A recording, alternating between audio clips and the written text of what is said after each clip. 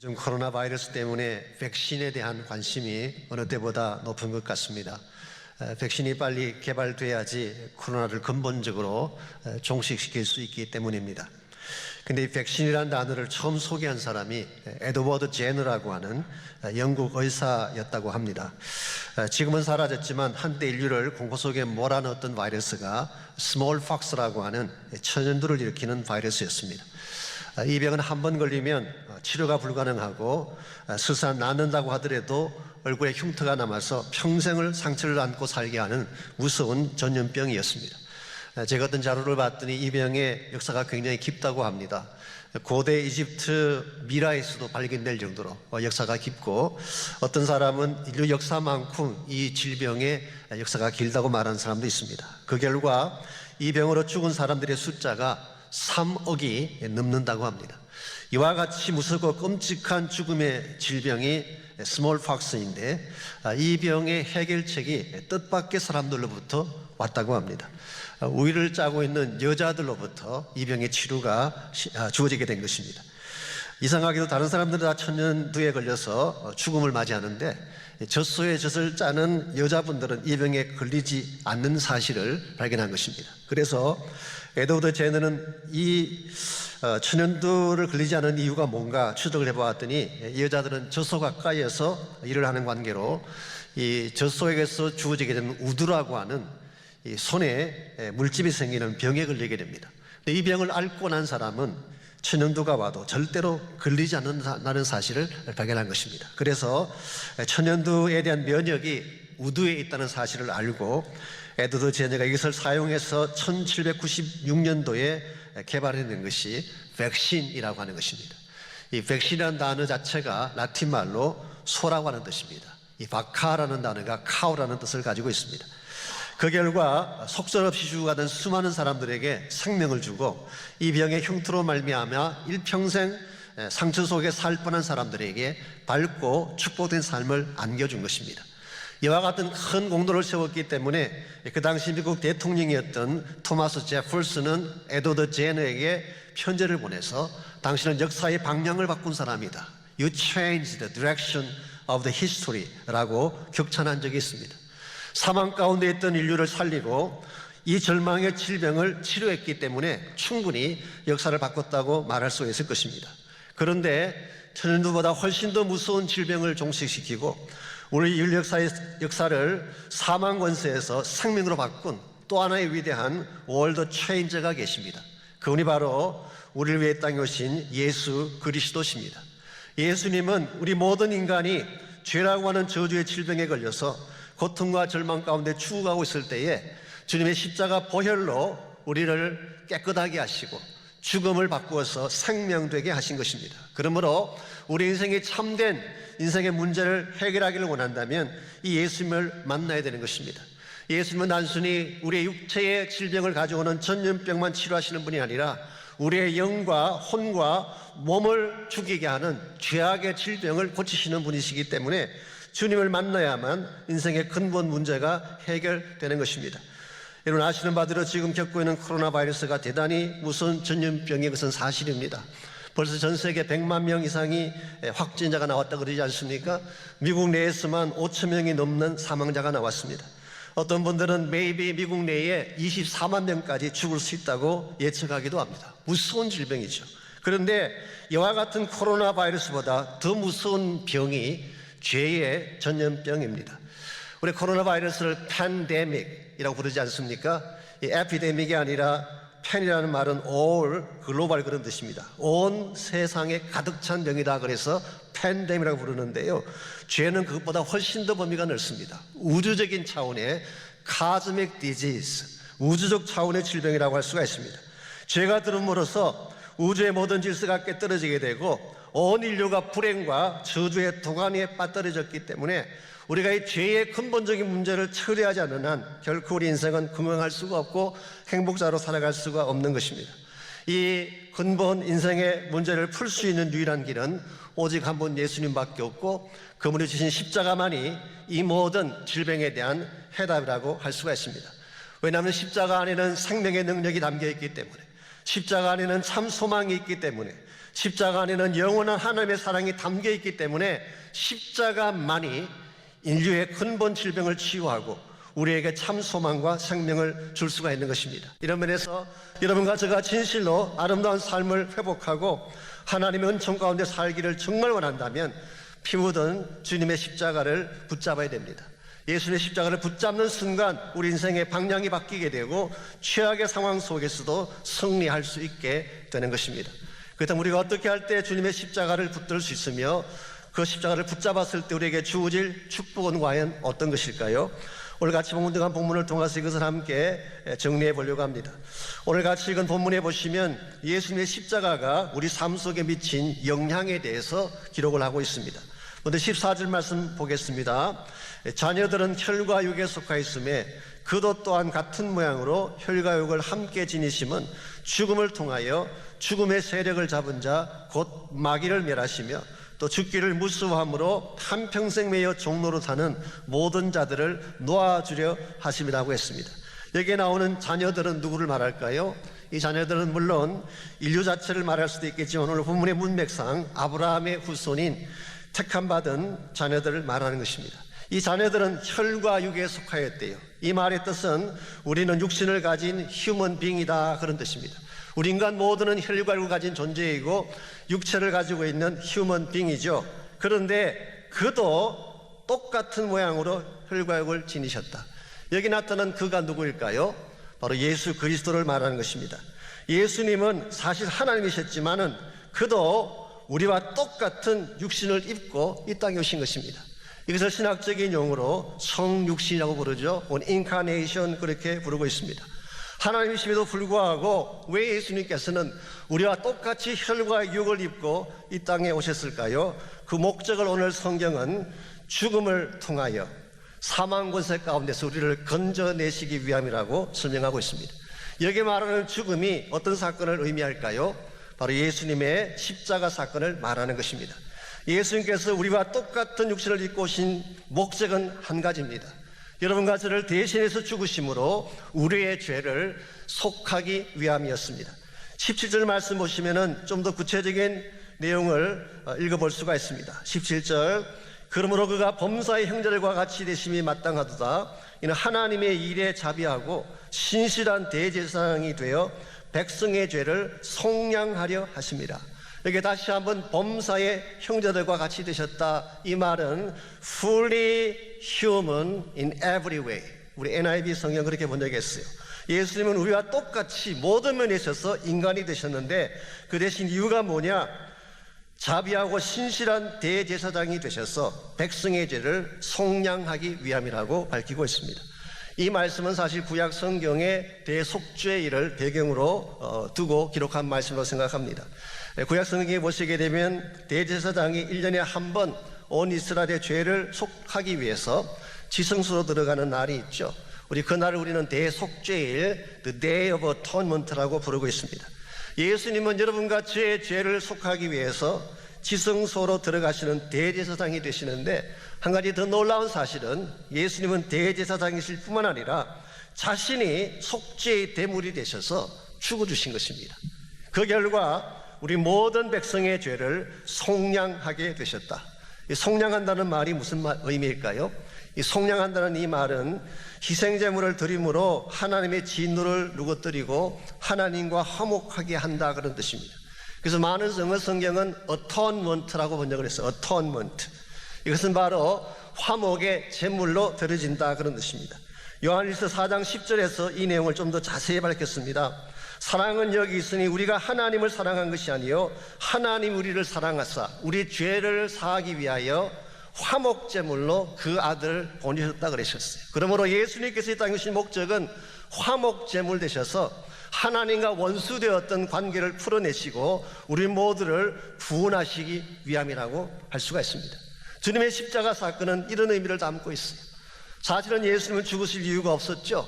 죄가 없으시기 때문에 그는 처형당할 이유가 전혀 없습니다. 그럼에도 불구하고 가장 비참하게 가장 수치스러운 방법으로 죽게 된 이유가 무엇일까요? 딱 한 가지입니다. 여러분과 저를 살리시기 위하셨어요. 이렇게 하지 아니하면 우리가 하나님의 공의에서 벗어날 수가 없기 때문에 이렇게 하지 아니하면 우리 모두가 지옥 가는 것을 막을 길이 없기 때문에 예수님이 여러분과 저를 대신해서 속죄의 대가를 지불하시고 죽음을 선택하신 것, 이게 바로 우리가 알고 있는 십자가 사건인 것입니다. 저는 여기에 파격적인 하나님의 사랑이 담겨져 있다고 생각합니다. 상식적으로는 이해할 수 없는, 인간의 이성과 논리로서는 설명할 수 없는 파격적인 하나님의 사랑이 십자가에 담겨 있습니다. 사도 바울은 로마서 5장 7절 8절에서 이것을 다음과 같이 표현한 적이 있습니다. 의인을 위하여 죽는 자가 쉽지 않고 선인을 위하여 용감히 죽는 자가 혹 있거니와 우리가 아직 죄인 되었을 때에 그리스도께서 우리를 위해 죽으심으로 하나님께서 우리에 대한 자기의 사랑을 확정하셨느니라. 여러분, 의인을 위해 죽는 게 가치 있는 것 아니겠습니까?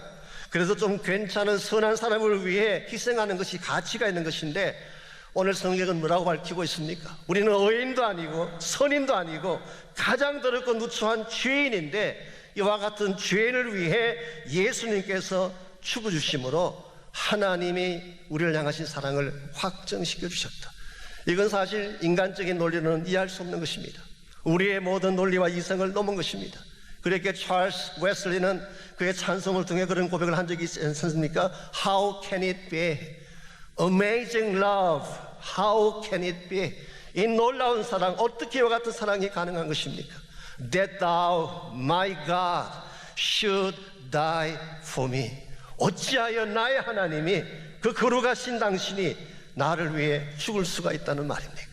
오늘 여러분과 제가 이 십자가에 담겨있는 하나님의 사랑의 진실을 바로할 때 여러분 삶에 참된 변화가 일어나는 것입니다. 오늘 많은 분들이 십자가를 단순히 멀리 떨어지는 사건으로 이해를 합니다. 나와 아무 상관이 없는 2000년 전에 유대 땅에 살던 한 랍비가 죽은 숭고한 죽음 정도로 생각하는 분들이 많이 계세요. 어떤 분은 십자가를 단순히 사람들에게 감화를 안겨주고 인류에게 선한 영향을 끼친 도덕적인 사건 정도로 생각하는 분들도 많이 계십니다. 그러나 성경은 그와 같은 차원을 훨씬 넘어선 것을 십자가 사건으로 소개합니다. 인류의 근본적인 문제를 해결하고 사망에 처한 인류를 생명으로 옮기기 위한 하나님의 사건이요, 구속의 사건이 바로 십자가 사건인 것입니다. 그러므로 여러분과 저는 십자가에 담겨져 있는 하나님의 사랑을 바로 알고 이 십자가가 나에게 던져주는 참된 의미와 가치를 바로 알아야지 여러분이 하나님의 자녀로서 건강하고 바른 삶을 살 수 있게 되는 것입니다. 예수님의 십자가 사건, 이것은 여러분의 사건이 되어야 합니다. 멀리 있는 사건도 아니고 객관적인 역사적 사건에 불과한 것이 아니라 오늘 나의 사건이 될 때에, 즉 예수님을 나의 구원자로 영접하는 순간 주님의 십자가 사건은 여러분의 사건이 되고, 그때 십자가를 통해 주어질 엄청난 축복들이 여러분의 소유가 되는 것입니다. 우리가 예수님의 십자가를 붙잡게 되면, 예수님의 십자가가 내 인생의 진정한 나의 사건이 되게 되면 어떤 축복이 우리에게 주어지게 될까요? 오늘 본문에 보시게 되면 십자가 우리 크리스찬 삶 속에 던져주게 될 세 가지 차원의 복을 오늘 성경이 소개하고 있습니다. 첫 번째가 자유함의 축복입니다. 예수님의 십자가는 여러분과 저를 모든 사망의 권세와 죄로부터 자유케 하시는 축복을 주시는 것입니다. 14절 하반부를 보시면은 죽음을 통하여 죽음의 세력을 잡은 자 곧 마귀를 멸하시며 그랬어요. 즉 예수님의 십자가의 죽음을 통하여서 1차적으로 행하신 일이 마귀를 멸하시는 것입니다. 사실 마귀에게는 죽음의 권세가 없습니다. 죽음과 사망의 권세는 하나님께 속한 것입니다. 마귀가 가진 것은 아니에요. 그럼에도 불구하고 우리 인간이 범죄하는 순간 마귀에게 들미를 붙잡혀서 마귀가 우리를 죽음이라고 하는 것을 무기 삼아서 우리를 유린하고 협박하게 만든 것입니다. 그래서 우리는 마귀 앞에 종처럼 끌려다니면서 죽음의 노예처럼 끌려다니면서 해야 될 바른 일을 하지 못하고 고통 가운데 살게 되는 것입니다. 그랬는데 예수님의 십자가가 이 모든 마귀의 권세를 무효화시켰다고 오늘 성경은 말하고 있습니다. 멸하셨다, 이 단어가 이 카타르게오라는 이 헬라 말이 사실은 abolish, 폐지시킨다, 무효화한다, 그런 뜻이에요. 예수님의 십자가를 지시는 순간 마귀가 가진 모든 권세는 무효화되고 힘을 잃게 되었다는 사실. 그러므로 여러분은 마귀를 두려워할 이유가 전혀 없습니다. 마귀는 이미 패배한 자이기 때문에, 무장해체 당한 자이기 때문에. 뿐만 아니라 15절을 보시면 또 죽기를 무서워함으로 한평생 매여 종로로 사는 모든 자들을 놓아주려 하십니다.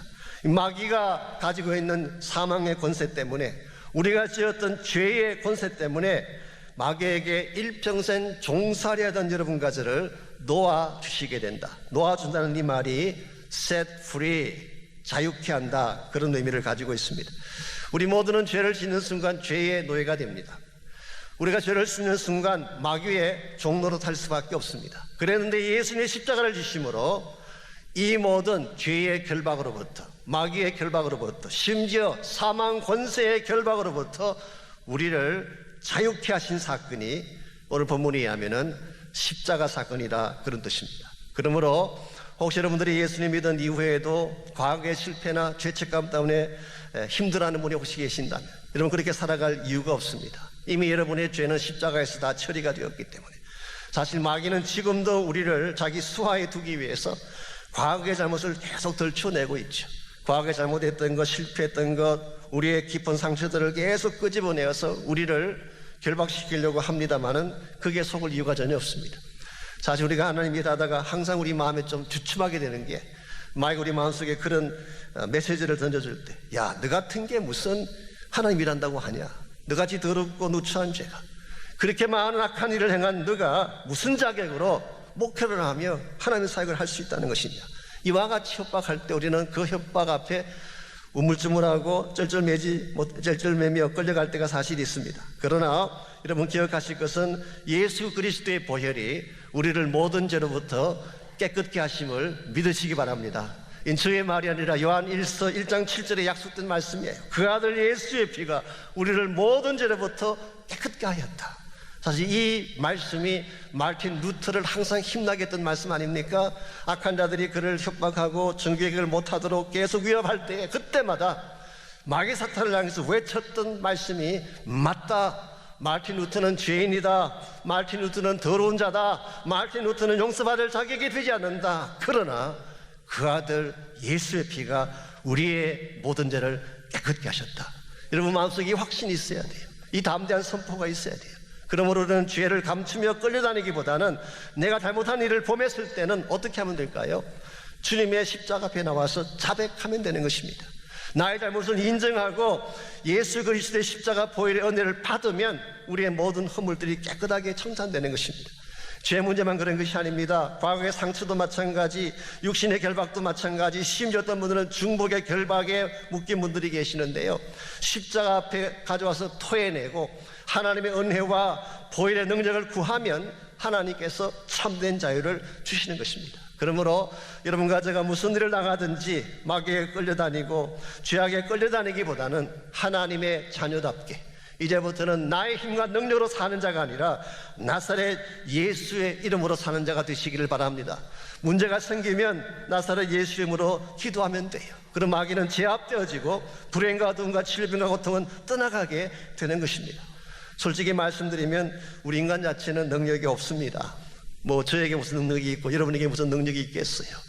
그냥 마귀가 찾아오면 또 넘어지고 죄 앞에 또 쓰러지는 참 연약한 존재들이죠. 그런데 우리가 예수 그리스도라는 옷을 입게 되면 달라집니다. 우리가 예수 그리스도 이름의 옷을 입게 되면 마귀가 아무리 강력하게 공격을 해도 우리를 삼킬 수가 없어요. 그 이름이 우리를 보호하기 때문에. 제가 오래전에 북가주에 가서 집회를 인도한 적이 있는데요, 그 지역에 세탁소를 하시는 한 성도님을 만나서 이런 재미있는 이야기를 들은 적이 있습니다. 한 번은 이분이 캐톨릭 신부님이 맡기고 가신 로만 칼라가 달린 사제복을 차에 싣고 딜리버리를 가다가 과속으로 가는 바람에 그만 경찰에 붙잡히고 말았습니다. 경찰이 티켓을 뜯으려고 하다가 차 안에 보니까 사제복이 걸려 있는 것입니다. 그래서 경찰이 신부님이시군요. 몰랐습니다. 얼른 가십시오. 그리고 경례까지 붙여주면서 그냥 보내주더라고 합니다. 아마 그 경찰분이 캐톨릭 신자였던 것 같습니다. 그래서 그 다음부터는 급하게 달릴 일만 있으면 사제복을 차에 싣고 다니는 것입니다. 걸려도 또 풀어날 수가 있기 때문에. 여러분, 사람이 입고 있는 제복 하나도 이처럼 막강한 힘을 가지고 있다고 한다면 예수 그리스도의 이름의 권세는 어떠하겠어요? 우리는 미약하고 연약하지만 예수의 이름 권세를 입고 사시게 되면 마귀가 우리를 함부로 다룰 수가 없습니다. 요한일서 5장 18절은 기록하기를 하나님께로 나신 자가 저를 지키심에 악한 자가 저를 만지지도 못한다고 했어요. 그러므로 마귀는 뚫음의 대상이 아니라 우리가 얼마든지 공격하고 물리쳐야 될 대상이에요. 마귀의 권세로부터 예수의 피가 우리를 자유케 하셨고 하나님 자녀됨의 권세를 주셨기 때문에 이것이 주님의 십자가가 우리 삶 속에 던져두신 첫 번째 축복이라고 할 수가 있습니다. 두 번째 축복이 붙들어 주시는 축복, 붙드심의 축복이 오늘 본문에 기록된 십자가가 안겨준 두 번째 축복의 내용입니다. 16절 말씀 보겠습니다. 이는 확실히 천사들을 붙들어 주려 하심이 아니요 오직 아브라함의 자손을 붙들어 주려 하십니다. 여기 나오는 아브라함의 자손은 바로 믿는 자 전체를 말하는 것입니다. 물론 이스라엘 백성 유대인을 의미할 수도 있겠지만 로마서 4장 12절 말씀에 의하면 믿음 가진 모든 자는 아브라함의 후손이라고 말씀하셨기 때문에 저는 이 말씀을 읽는 중에 제 개인적으로 굉장히 은혜가 됐어요. 하나님이 사랑하는 대상이 천사가 아니라 아브라함의 자손이라는 사실, 여러분과 저 같은 인간이라는 사실 앞에 저는 굉장히 은혜를 많이 받았어요. 흔히 그렇게 생각하잖아요. 우리가 천사스러운 깨끗하고 아름답고 흠잡을 것이 없어야지 하나님 사랑받을 자격이 되지 않느냐 생각을 하지만 오늘 본문은 말씀합니다. 하나님은 천사를 사랑하신 것이 아니라 죄 많고 허물 많은 여러분과 저를 사랑하셨다. 예수님이 십자가에서 죽으신 이유는 천사를 위해서가 아니라 우리 같은 죄인을 구원하기 위해 죽으셨다는 사실이 얼마나 감사하고 감격된 일입니까? 여기서 한 걸음 더 나아가서 이와 같이 해서 구원한 여러분과 저를 하나님이 붙들어 주신다, 그렇게 약속하고 있습니다. 여기서 붙든다는 이 단어가 에필람바노마이라고 하는 유명한 헬라 말입니다. 영어로 번역하면 take hold of, 붙잡는다 그런 뜻이, seize 그런 의미를 갖고 있습니다.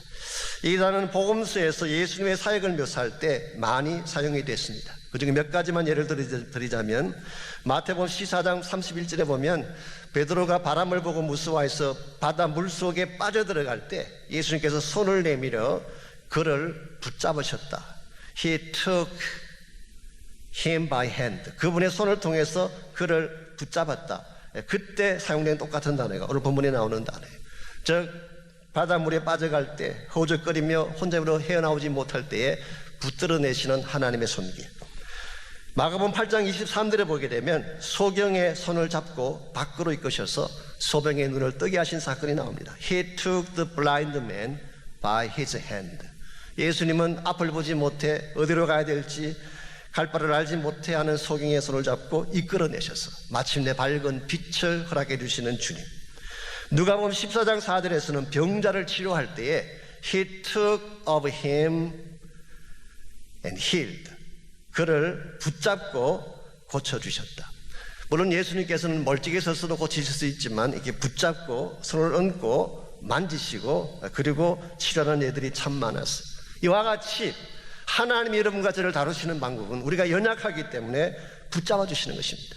우리 힘으로 일어설 수 있다면 붙들 필요가 없겠죠. 그러나 우리 모두가 알고 있는 것처럼 우리 힘으로 일어설 수가 없습니다. 수렁에 빠져 허우적거릴 때가 얼마나 많아요. 소경처럼 앞을 보지 못하고 헤맬 때가 얼마나 많습니까? 질병의 고통에 빠져서 어찌할 바를 몰라 할 때가 얼마나 많습니까? 이와 같은 여러분과 저를 하나님은 가까이 오셔서 take hold of us, 우리를 붙잡아 주시는 것. 이게 예수님의 십자가 사건을 통해 우리에게 주신 두 번째 축복의 내용입니다. 이 사실을 안다면 여러분이 무슨 일을 당하든 당황할 이유가 없어요. 그리고 절대로 여러분의 인생길을 혼자 걷지 마십시오.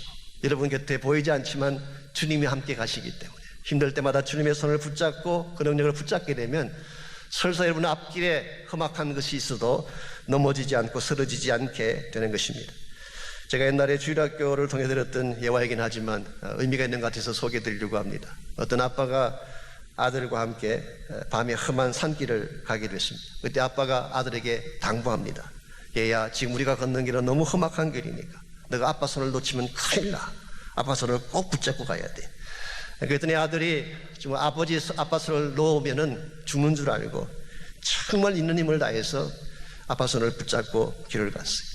근데 한참을 걸어가다가 이 아들이 깨달은 사실이 하나 있습니다. 자기가 아빠 손을 붙잡고 가는 줄 알았는데 알고 봤더니 아버지가 자기 손을 붙잡고 간다는 사실. 이게 주님께서 오늘 하시는 동일한 일이에요. 내가 주님을 붙잡는 것처럼 보이지만 사실은 주님이 여러분을 붙잡고 계시는 거예요. 그래서 설사 내가 연약하고 내가 지치고 피곤할지라도, 심지어 나는 하나님을 향한 믿음의 손을 놓을지라도 주님은 결코 놓지 않고 끝까지 여러분을 붙잡아 주시는 것입니다.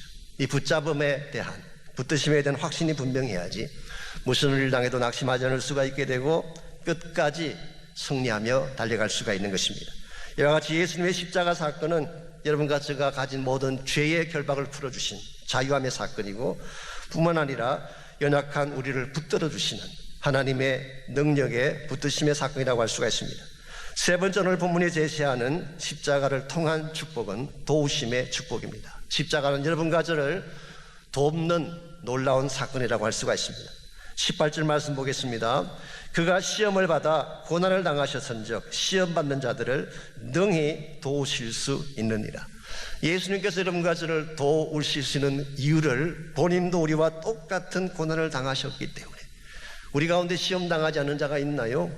고난 당하지 않는 자가 있습니까? 우리 모두는 다 시험도 당하고 고난도 당하고 고초를 당하는 인생이에요. 그런데 예수님께서는 본인도 똑같은 과정을 당해 주셨기 때문에 우리를 도우실 수 있다, 그렇게 말하고 있습니다.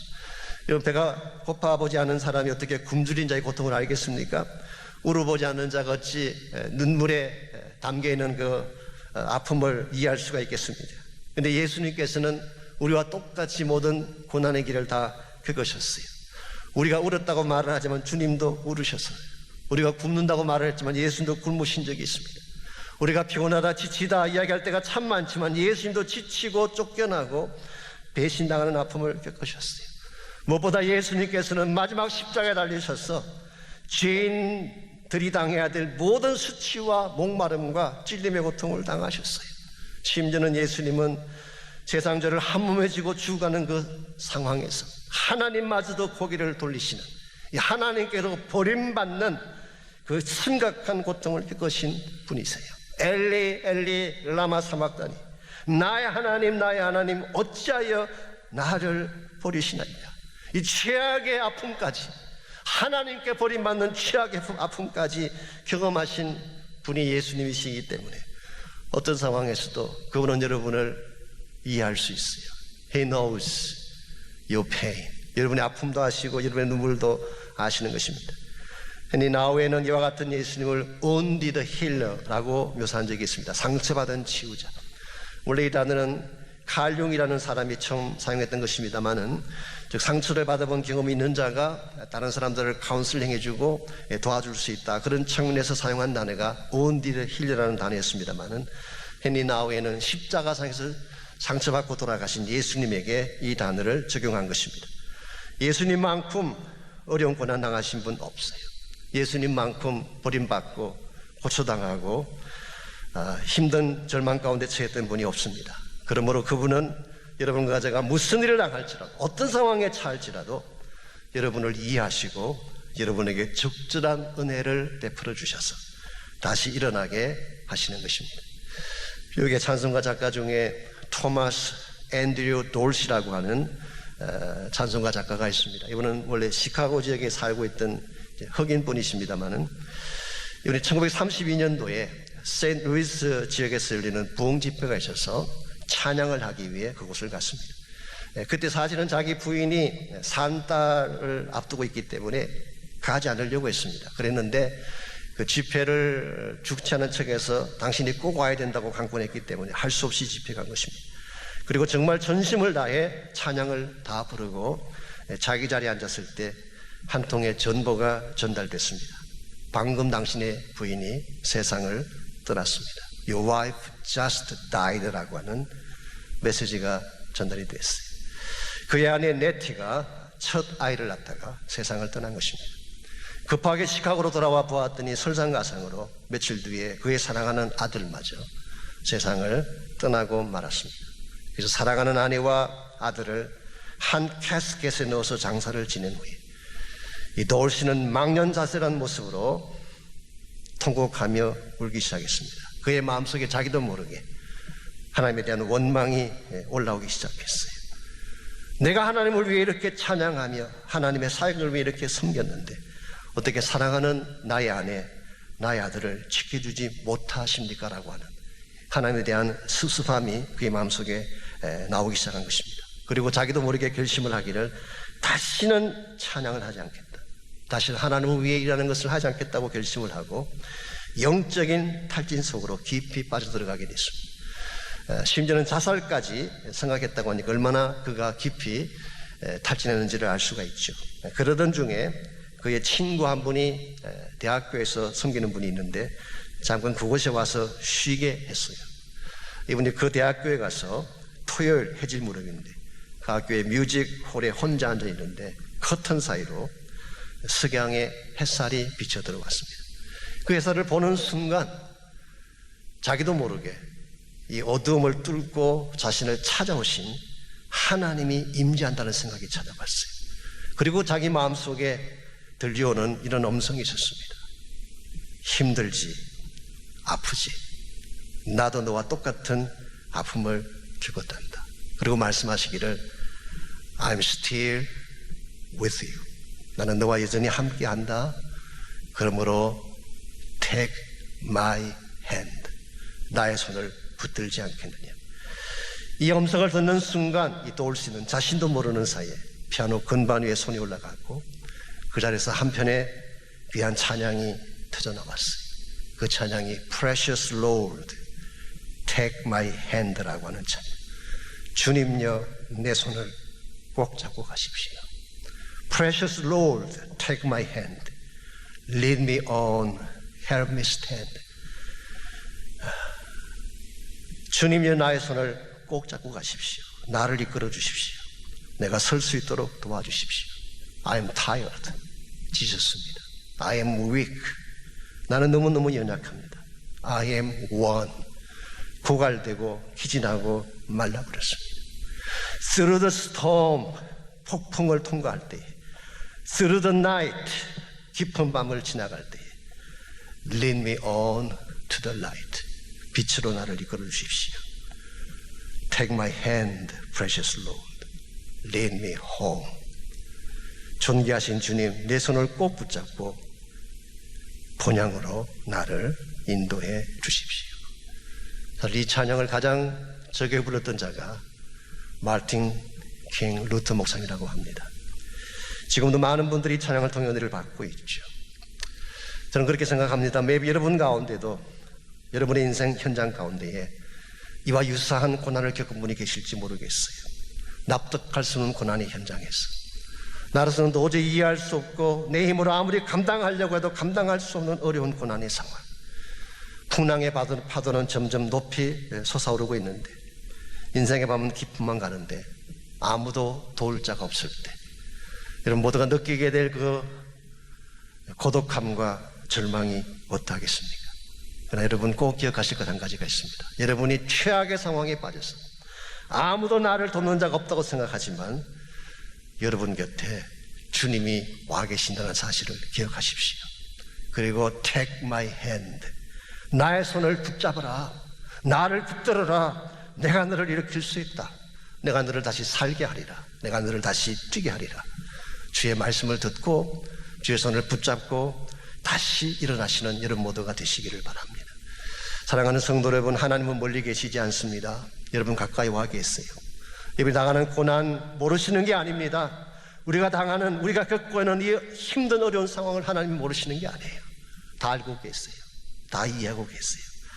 그리고 우리는 알지 못하지만 하나님이 준비하신 적절한 방법으로 때를 따라 돕는 은혜로 반드시 여러분을 도우셔서 여러분을 일어나게 하실 줄 믿습니다. 그러므로 이 시간 우리가 지금 코로나 바이러스라고 하는 전대미문의 어려운 상황을 통과하고 있지만 이것 때문에 절대로 낙심하지 말고 여러분의 힘과 능력으로는 감당할 수가 없지만 하나님을 붙잡게 되면 반드시 승리할 수 있음을 믿고 주의 도우심을 청하고 하나님의 능력의 손을 붙잡는 여러분 모두가 되시기를 바랍니다.